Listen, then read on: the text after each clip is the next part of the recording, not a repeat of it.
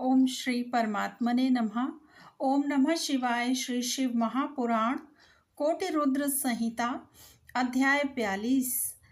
शिव, विष्णु, रुद्र और ब्रह्मा के स्वरूप का विवेचन। ऋषियों ने पूछा कि शिव कौन है, विष्णु कौन है, रुद्र कौन है और ब्रह्मा कौन है। इन सब में निर्गुण कौन है। हमारे इस संदेह का आप निवारण कीजिए। तो सूत जी ने कहा कि महर्षियों, वेद और वेदांत के विद्वान ऐसा मानते हैं कि निर्गुण परमात्मा से सर्वप्रथम जो सगुण रूप प्रकट हुआ उसी का नाम शिव है। शिव से पुरुष सहित प्रकृति उत्पन्न हुई। उन दोनों में ने मूल स्थान में स्थित जल के भीतर तप किया। वह स्थान पंचक्रोशी काशी के नाम से विख्यात है, जो भगवान शिव को अत्यंत प्रिय है। यह जल संपूर्ण विश्व में व्याप्त था। उस जल का आश्रय ले योग माया से युक्त श्री हरि वहां सोए। नार अर्थात जल को अयन निवास स्थान बनाने के कारण फिर नारायण नाम से प्रसिद्ध हुए और प्रकृति नारायणी कहलाई। नारायण के नाभि कमल से जिनकी उत्पत्ति हुई वे ब्रह्मा कहलाते हैं। ब्रह्मा ने तपस्या करके जिनका साक्षात्कार किया उन्हें विष्णु कहा गया है।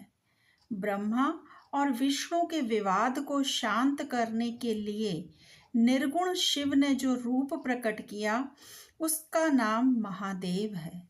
उन्होंने कहा, मैं शंभु ब्रह्मा जी के ललाट से प्रकट होऊंगा। इस कथन के अनुसार समस्त लोकों पर अनुग्रह करने के लिए जो ब्रह्मा जी के ललाट से प्रकट हुए उनका नाम रुद्र हुआ। इस प्रकार रूप रहित परमात्मा सबके चिंतन का विषय बनने के लिए साकार रूप में प्रकट हुए। वे ही साक्षात भक्त वत्सल शिव हैं। तीनों गुणों से भिन्न शिव में तथा गुणों के धाम रुद्र में उसी तरह वास्तविक भेद नहीं है, जैसे स्वर्ण और उसके आभूषण में नहीं है। दोनों के रूप और कर्म समान हैं।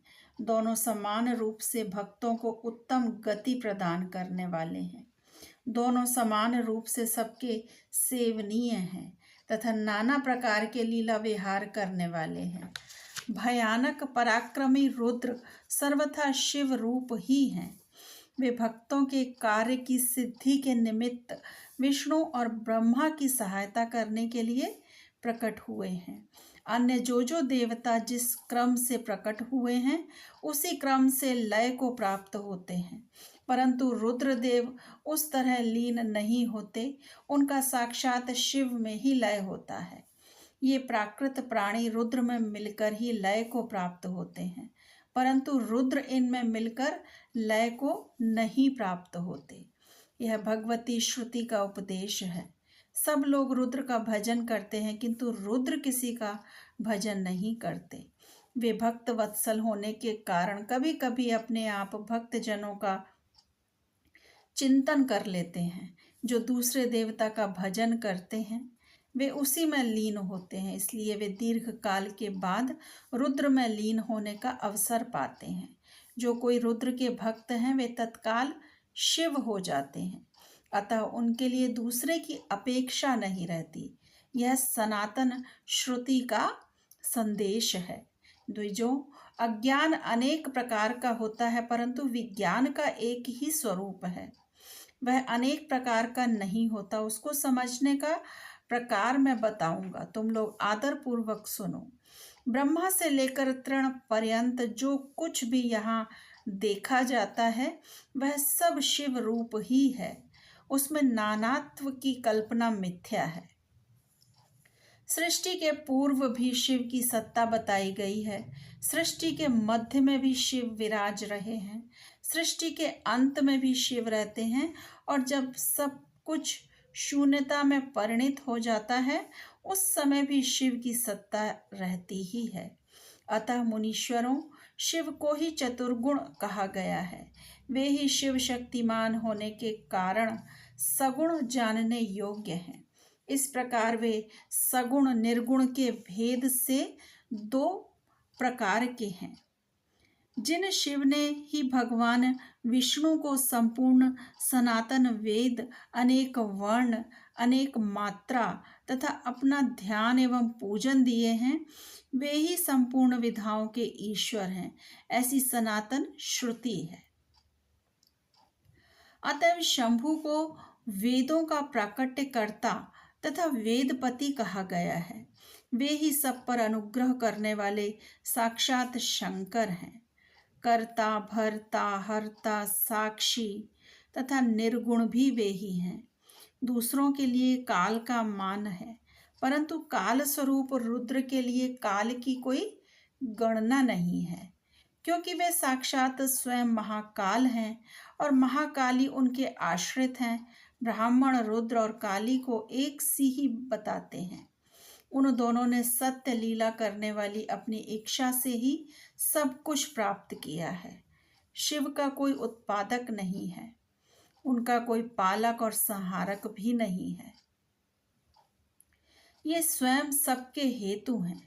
एक होकर भी अनेकता को प्राप्त हो सकते हैं और अनेक होकर भी एकता को प्राप्त हो सकते हैं। एक ही बीज बाहर होकर वृक्ष और फल आदि के रूप में परिणत होता है, पुनः बीज भाव को प्राप्त हो जाता है। इसी प्रकार शिव रूपी महेश्वर स्वयं एक से अनेक होने में हेतु हैं। यह उत्तम शिव ज्ञान तत्वतः बताया गया है। ज्ञानवान पुरुष ही इसको जानता है, दूसरा नहीं। मुनि बोले, सूत जी, आप लक्षण सहित ज्ञान का वर्णन कीजिए, जिसको जानकर मनुष्य शिव भाव को प्राप्त हो जाता है। सारा जगत शिव कैसे है, अथवा शिव ही संपूर्ण जगत कैसे हैं? ऋषियों का यह प्रश्न सुनकर पौराणिक शिरोमणि सूत जी ने भगवान शिव के चरणार विंदों का चिंतन करके उनसे कहा, ओम नमो भगवते वासुदेवाय। ओम नमः शिवाय। शिवजी सदा सहाय। यदि आपको मेरा चैनल और मेरी वीडियोस पसंद हैं तो मेरे चैनल को सब्सक्राइब करें और वीडियोस को शेयर करें। धन्यवाद। ओम नमः शिवाय। शिवजी सदा सहाय।